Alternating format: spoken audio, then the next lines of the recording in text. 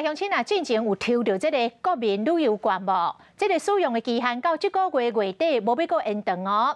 讲这个使用率到4月初7为止，只有56%。交通部长王国材是呼吁大家把握时间来使用。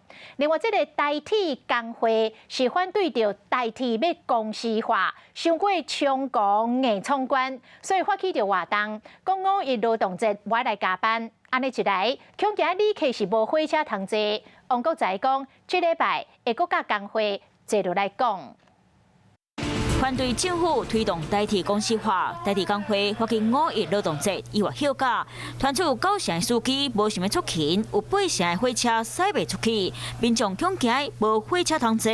第一个，我是希望它不要发生，包括高铁还有国道客运，还有我们的这些市区的客运如果在最糟的状况下，他们会来应变。王部长这礼拜会和工会面对面，谈行政院版和工会版的公司化条例协商，就惊无瞧好势，可能造成政府讲话无算话，员工无满意，消费者无车通坐三输局面。看来大家上关心的购车票票价，进前高铁票价调悬，咁要互代替嘛对咧涨关价。因为它是上市公司，我先尊重它董事会的决定。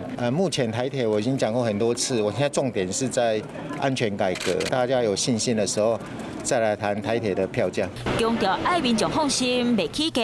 不过疫情升温，坐车若是坐到巴肚枵，王国材讲暂时也会当食物件。不过想要出去佚佗，国民旅游礼券就真重要。到4月初7，刚刚使用134万外分，差不多56%。交通部即马就规划会延到4月30结束。4月底只剩2个礼拜就已经到期了。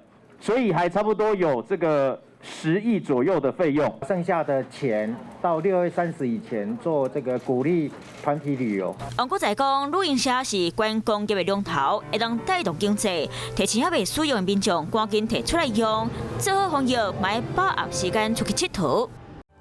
我是吴一璇，想要收看最新第一手的讯息，赶快加入华视新闻 YouTube 频道，按赞，开启小铃铛，最专业的主播群说新闻给你听。